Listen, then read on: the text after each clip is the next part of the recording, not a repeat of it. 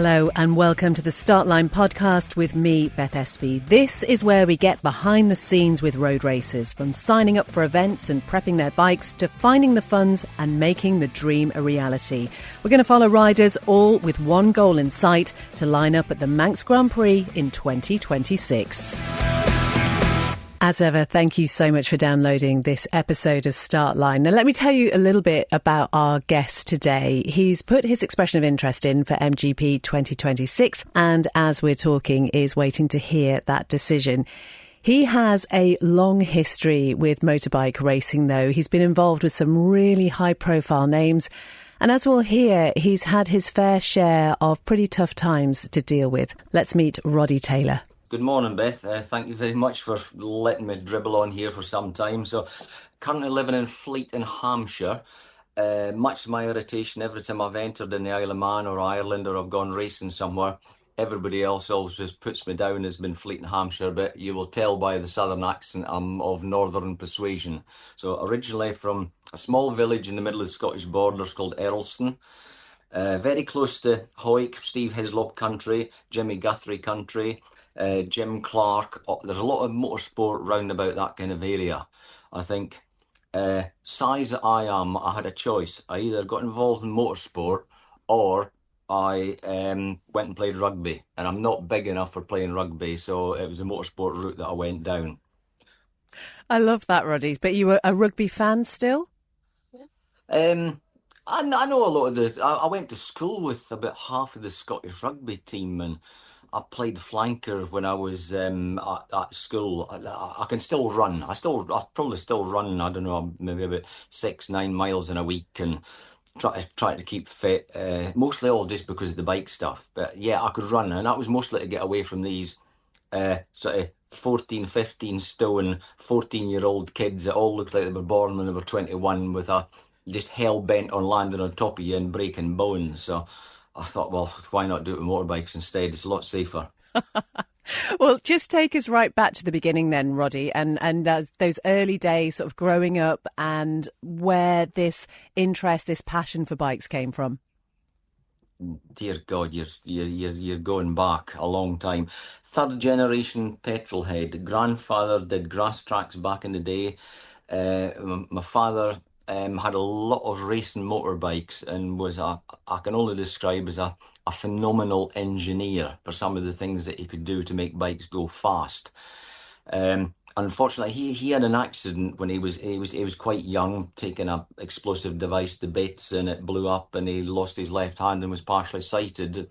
Eventually ended up going blind, but it didn't stop him from preparing racing bikes with the help of some of his mates and giving them to people to go and race. So as soon as my brother and I were old enough, we started racing some of his vintage bikes in the 1970s. Yes, people, I did actually say 1970s there.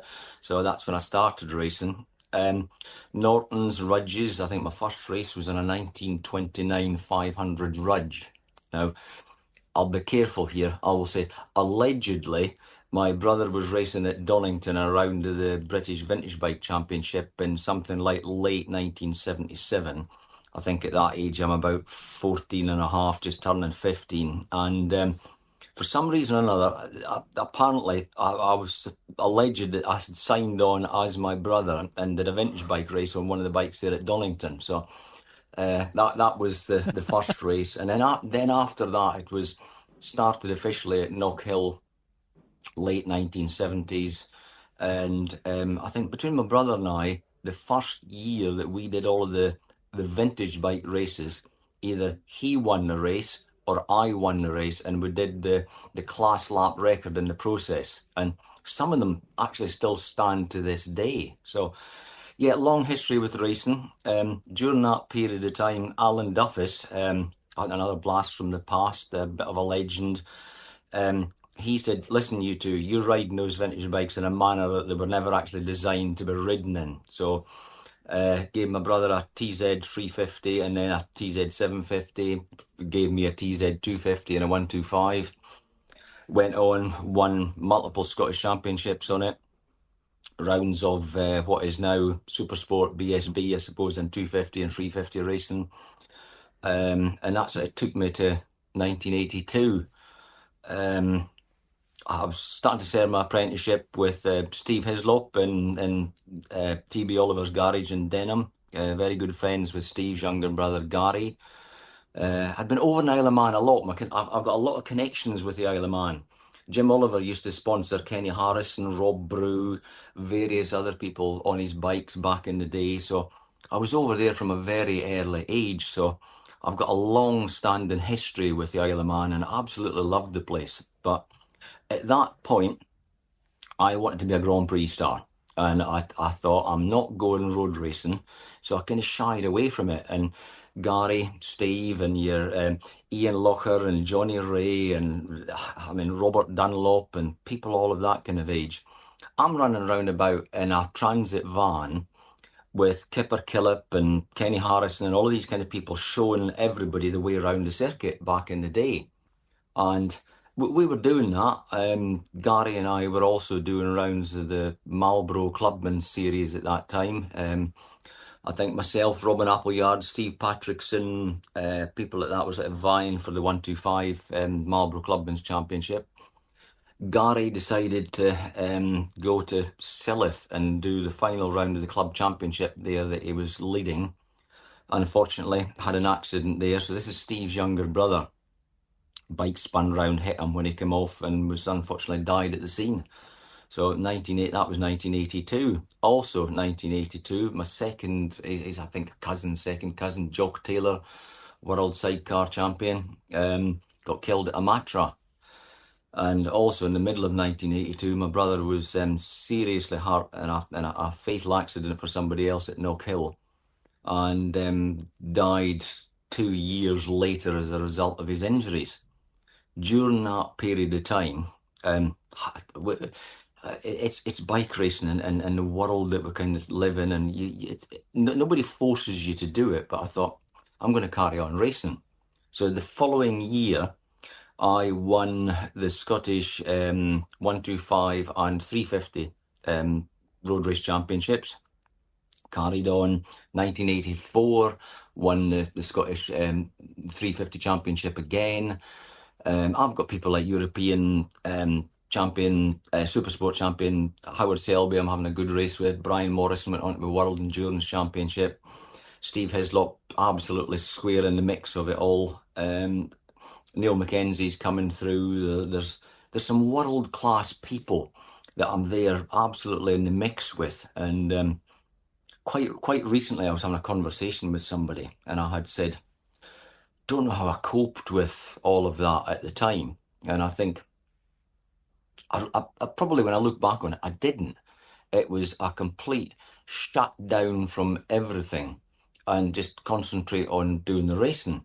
And I did this for a number of years, and I think some of the people that I had round about me at that time weren't the right people, and the support wasn't there. So eventually, I think by the time I've got to about 1988 and have been trying to pull off Grand Prix rides and as he said, top 3 in a few British Championship races, and as I said, ended up top 5 at what is now BSB level, and so there or thereabouts. But it wasn't all coming together, and I decided to walk away from it. So I walked away from it for the best part of, I think, almost 28 years. Didn't race. Had a spot of ill health, Beth, and during this period of time, Jimmy Shanks, Robin Lamb, Leon Larego, and my wife, Susie, were all sort of clubbed together, and I'm undergoing surgery and chemotherapy and radiotherapy and all sorts for throat cancer, and I was in a bit of a mess. But Leon says, I'll tell you what, he says, I'll give you a TZ to race. He said, get yourself sorted out, and he says, do a round of that CRMC stuff. He says, they're doing a round up at Knock Hill. This is 2016 by this stage. So, cut a long story short, I had decided I was going to have been there, had got the T-shirt, done that, not really interested, but they coerced me into it. And the needle was back in the arm. I stuck it on P2 on the grid time qualifying and won the first race. So that was after a 28-year gap. Since then, I thought, Jimmy says, get a CB500, do what was the Thunder Sports Series. Did that, finished second in the championship. So, yeah, the needle is well and truly back in the arm by this stage. And I had thought, yeah, I'm quite enjoying this, but never really gelled with production race bikes, was always after the proper Grand Prix type of stuff. So the closest that I could get to it was actually building super twins. So I'm an engineer. My father taught me how to tune a bike, so I can make bikes go fairly fast, and built some super twins. Won a few races at the Thunder Sports Series. 2021 won the No Limits Super Twins Championship. And then I thought, do you know, there's all of these 18-year-old kids sliding up your inside with their elbows on the floor and thinking that they're all Valentino Rossi or Marc Marquez. And I thought, oh, the old boy's just got a target on his back, and I've had enough of this. And I thought, I'm going back road racing. Now, I'd done a little bit of road racing. Ulster Grand Prix. I even raced at Derby a way back in sort of 1983-84 on the original road circuit at Derby. And just what an experience that was. But I thought, I'm going road racing. So I have been road racing ever since and absolutely loved it. And I will admit it now, it was a mistake not going down that kind of route. Because I think now that I've done Cookstown, I think I'm about 5 or 6 years into Cookstown and Tandragee and Armoy and Scarborough and all of these kind of places. Thoroughly enjoyed it. Love the people, just love the vibe of the thing, and it's very different to all the hair gel and sunglasses and fake tans that there is at BSB and some of the sort of Grand Prix level stuff. So it's back to much more a sort of family barbecue, real community spirit and things with people, and taking all of that into consideration. I've got to know some of the young up and coming people in the road race world. So your Ryan Whitehalls, Craig Chupeck, Ricky Martin. There's a few people that I've either put them on some of my bikes or I've been helping them with what they're doing. Now, this leads me on to, why did I put an entry in for the Manx Grand Prix? I'm a typical engineer, and if I don't know how something works properly, it's very difficult to fix it, make it go better, and explain to somebody else what you should be doing.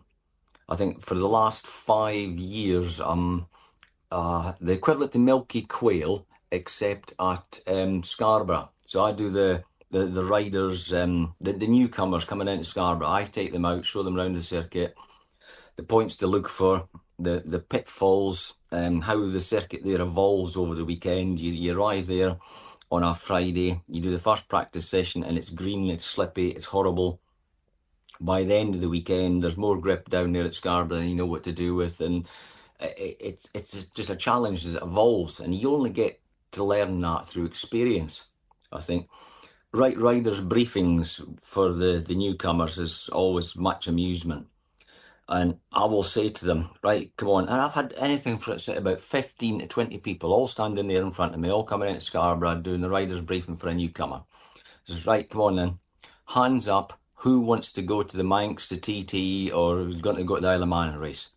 And you'll get probably about 90% of them, hands all waving about in the air, all very enthusiastic and saying, yeah, me, I want to go there, I want to go there. This is great.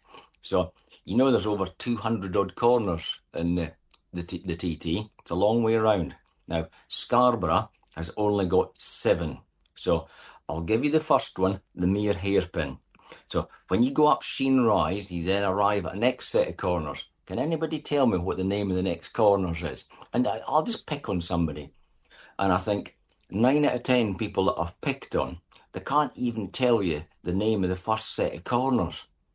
So that kind of focuses their attention a little bit and humiliate them enough into thinking, well, if they want to go to the Isle of Man, the TT, to the Manx to go and race, best to do their homework. So that's their first introduction to road racing and what it is that they're going to need to be able to do to end up at the Manx or Classic TT. So, yeah, I'm on a bit of a journey, Beth. I'm on a bit of a journey. Oh, do you know, it sounds like a story that is full of, obviously, you've had an emotional time, Roddy. The resilience, though, which clearly will have come, you talk about your dad, who I know you describe as being somebody who had the determination of a terrier and a never-be-beaten attitude. I want to talk more about him in just a moment, but I'm curious what it would be like for you to go back to being a newcomer when you've been in the position where you are guiding other people, other riders through Scarborough, and, having that sort of like, how do they not know all the names of the corners? Are you completely clued up on the mountain course? You gotta be kidding.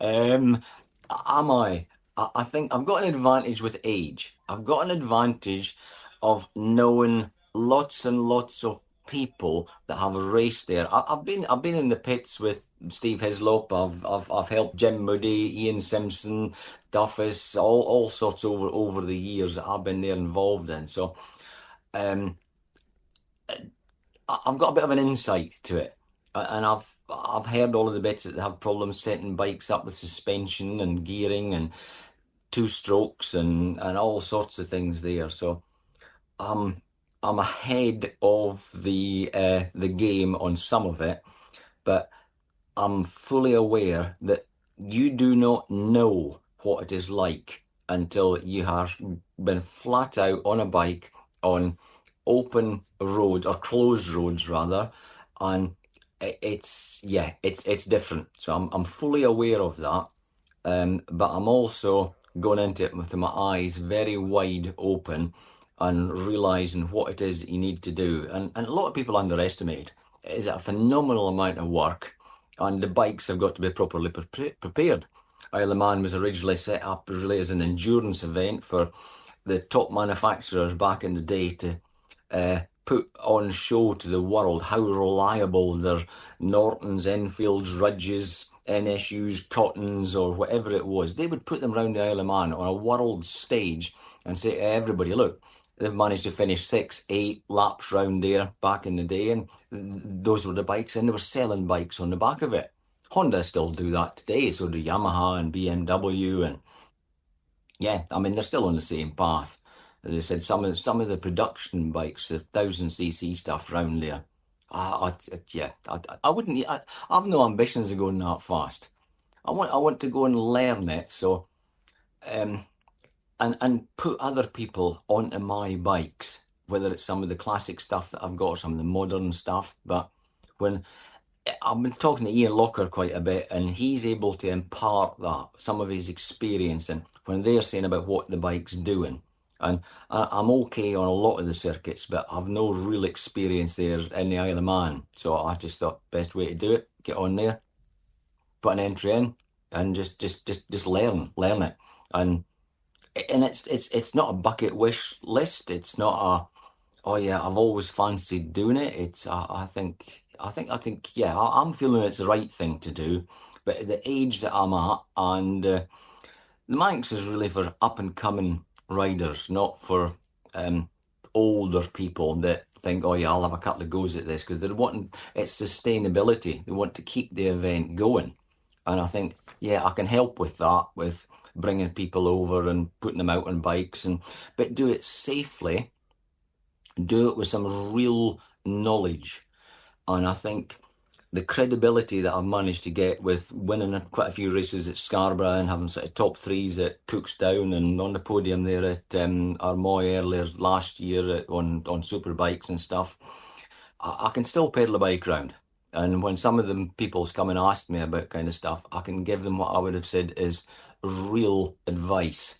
It's not just, oh yes, well I think it kind of does this. I actually know it does this because I've got an engineering brain on me and I've worked it out what it is that you need to be able to make the thing go quick. So yeah, it's going to be an experience, Beth. Going to be an experience. It certainly will be. And I just wonder, from your point of view, obviously having the experience, I mean, your background sounds like a who's who of road racing, really, with all the people that you've been associated with.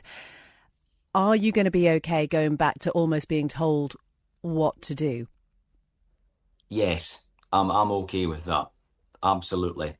I think you've got to listen to people, pick the bones out of it, and there is people like Milky, Johnny, and lots of other people that's been around there, and there is no substitute for experience.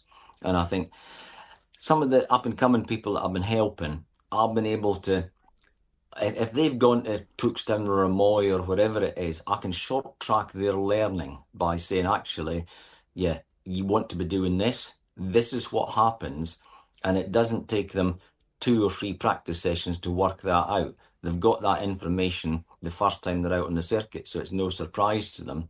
And they're able to move on from that. So it does short track the learning process. And you can see now what Milky and the rest of the team are doing with the people that come over to the Manx. That's what they're doing. They're short tracking the learning process. Now, everybody sat there on PlayStations and watched it on YouTube and all the rest of it, but you don't get the gradients, the cambers, the kick in the guts when the thing goes through the bottom of Bagaro or the bottom of Bray Hill, or you don't get that. And it's not until you're out on the bike that you can actually feel what is going on.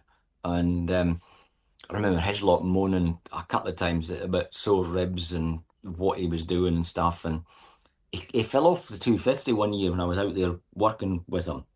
And he was hell-bent on going through quarry bends flat out on the 250. And he lost the front wheel on the way in and slid up the middle of the road, got up and walked away from it. And I was taking the mickey out of him afterwards. I says, I'm assuming then that he now decided he was going to go through there flat out. He said, yeah, he went in there. He said, I didn't roll it. And he says, it just loaded the front and tucked in underneath me. So the moral of the story was, set the bike up, get off the throttle, get back on the throttle and drive it through the corners. And if you listen to what Johnny Barton and Milky and things are all saying to these people, that's what they're saying. You can't get away with doing some of these types of things. And you've got to get back on the throttle coming out the bottom of Bagaro, and you can't come out of there without the thing on. Don't go through there without it being on power. So they're telling people what it is that they need to do, and doing a fantastic job on it. So back to the original question.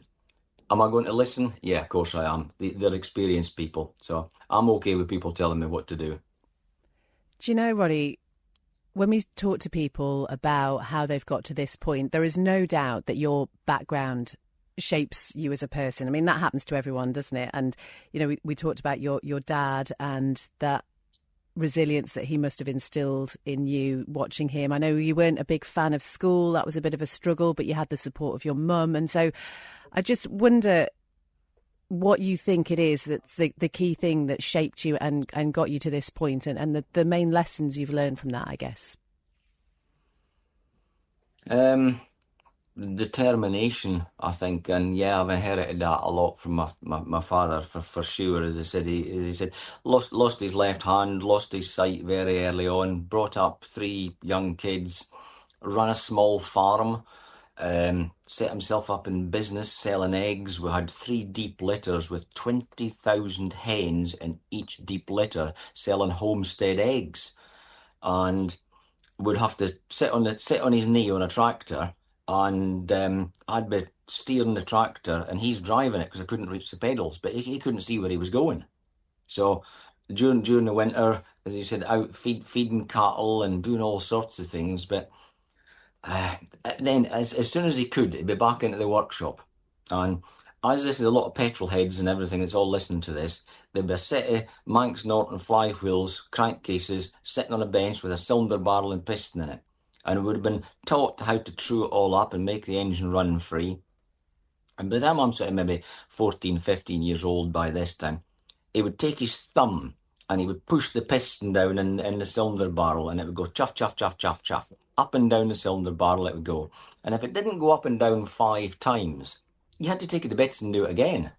So the moral of the story was, do it right the first time, make sure that it's all free and it's doing what it should be doing.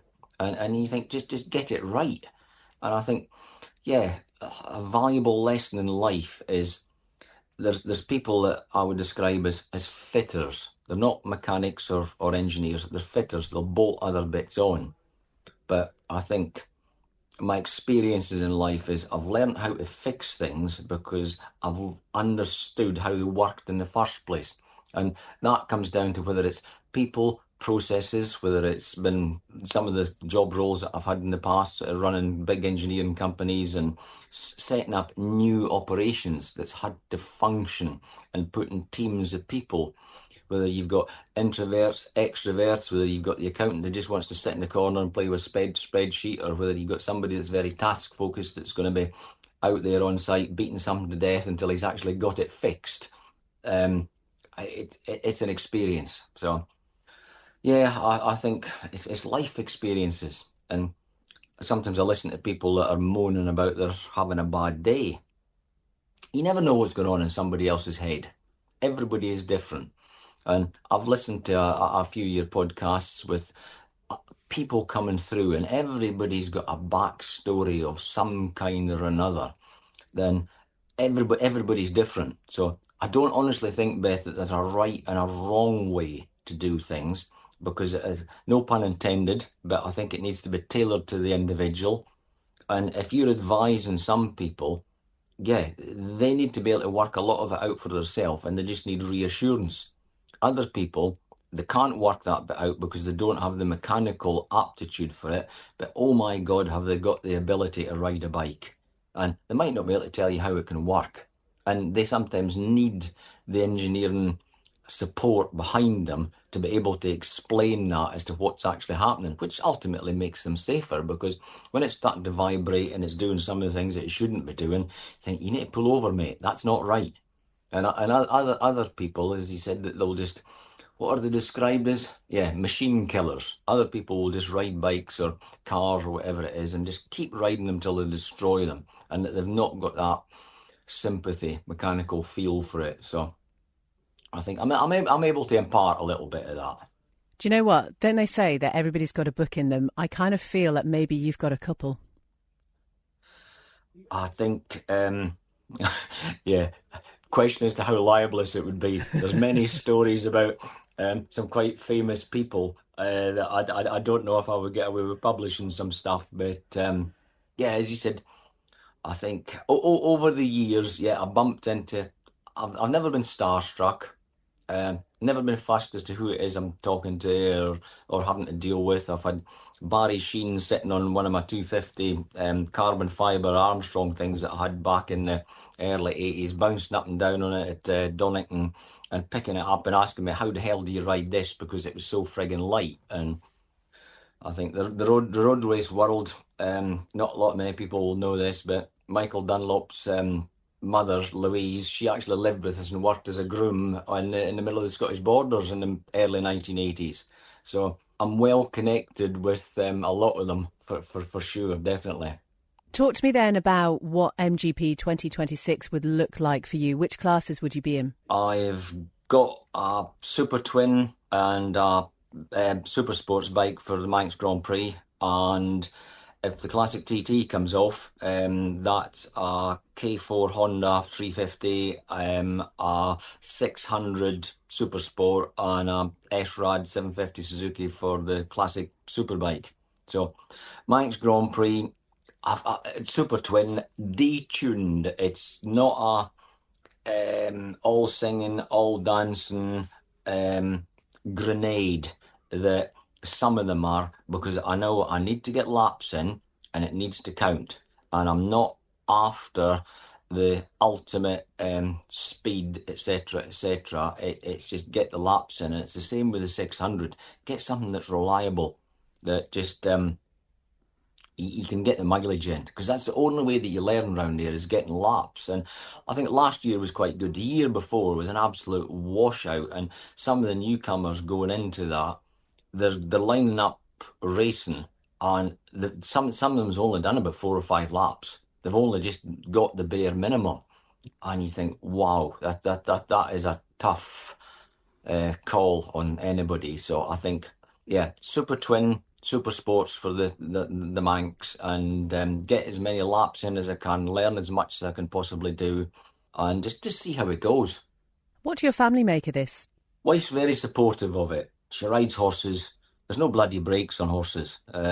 So she does something equally as dangerous, in my opinion. But fully understands it because I mean, being in and around this type of environment.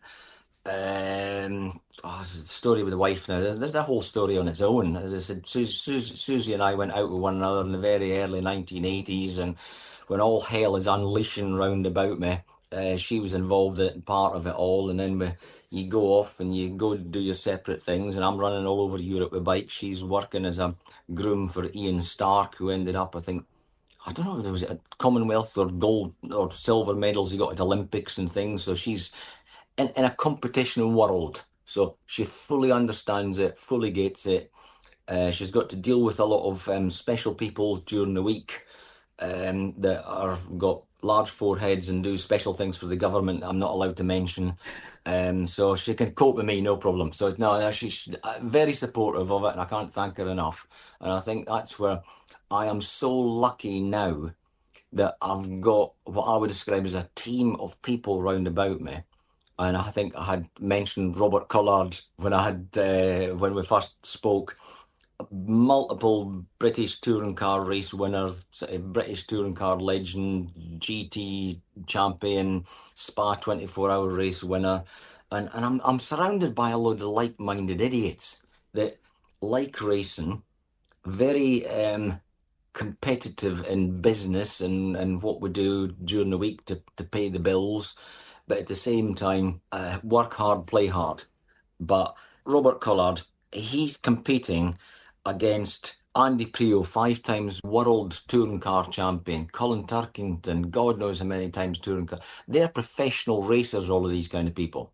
And Robert doesn't finish work until the phone stops ringing before he gets in the car, picks the phone up again and goes back to work first thing on a Monday morning. And what he's managed to achieve doing that is phenomenal. I take my hat off to him because the work ethic. There's a few other people I've met like that. Jimmy Shanks, that's now, I think he's Scottish SACU chairman or something like that, or the Scottish SACU. Again, work ethic through life, what he's done, phenomenal. Guy Jock Borthwick races trucks. Again, just doesn't stop work. And if you want something in life, you got to make it happen. There's no point in sitting there moaning about it and being sorry for yourself and going, oh yeah, don't know, I wish I had this or I wish I had that. Or if you want something, get out there and get off your arse and go and do it. Just make it happen.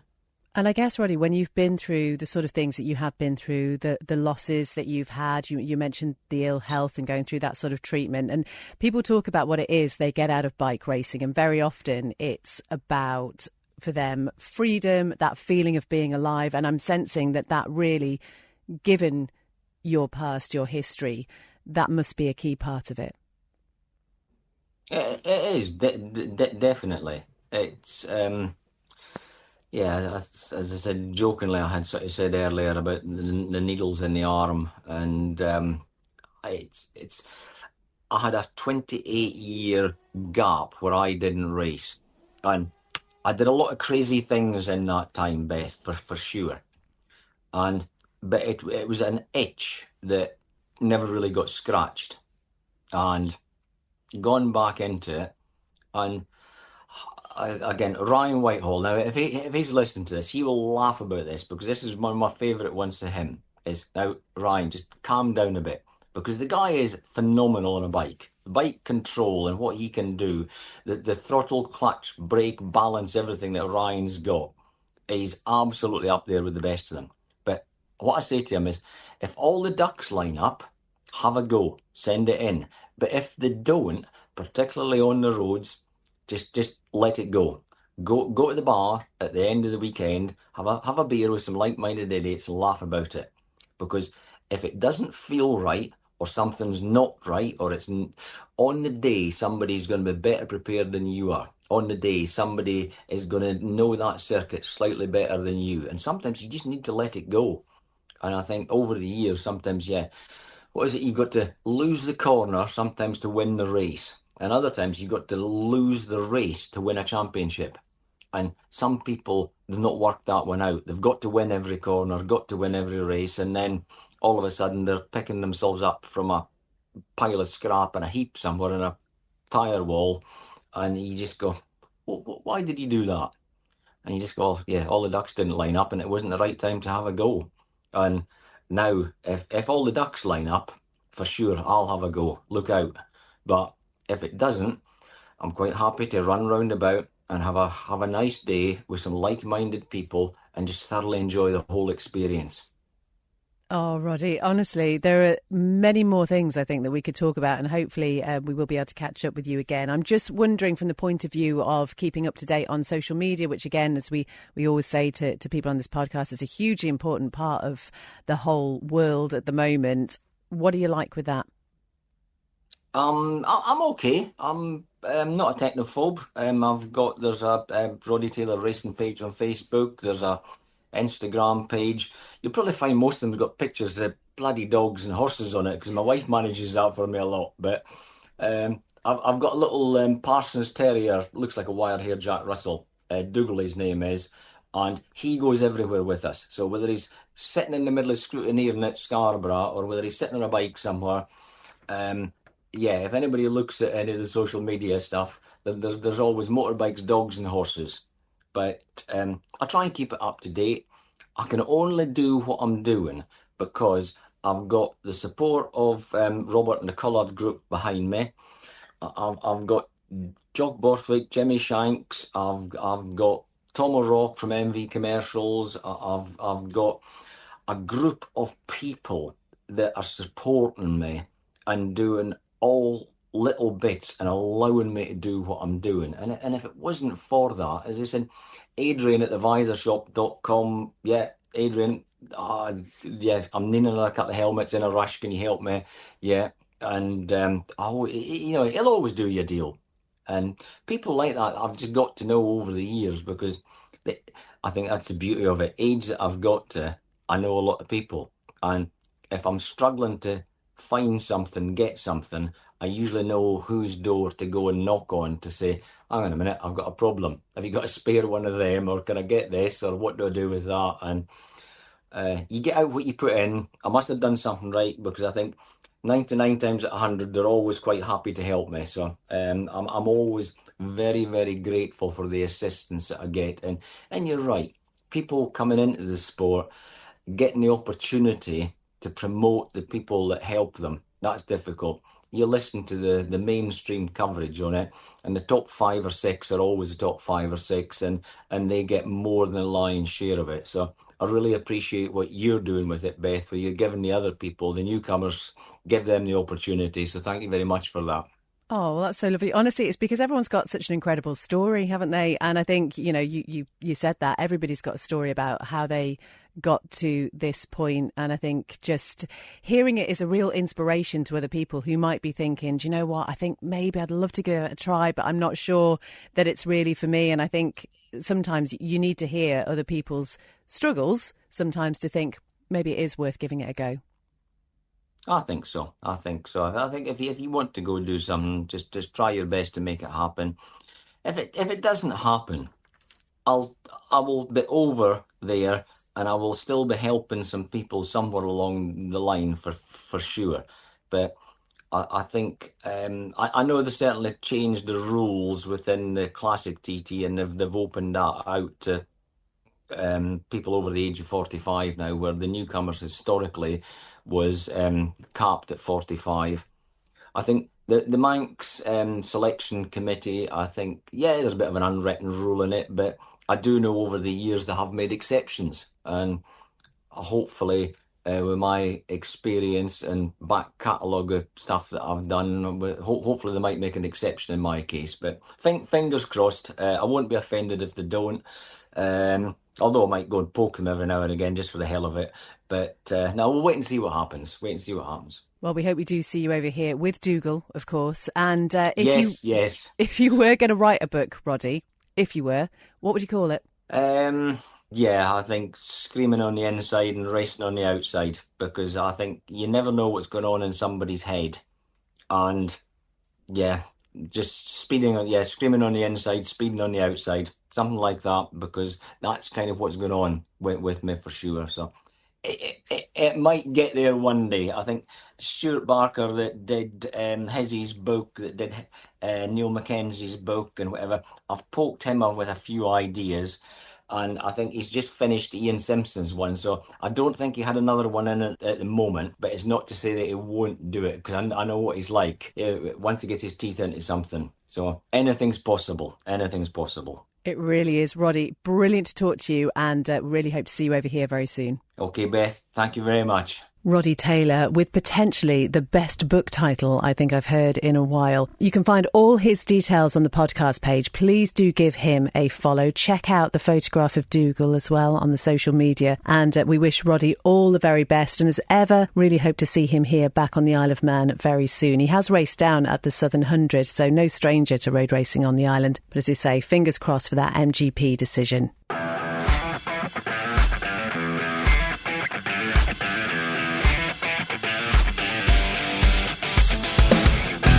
Thank you very much indeed for listening to this episode of Startline. Do take some time to find the riders on social media. Your support is very much appreciated.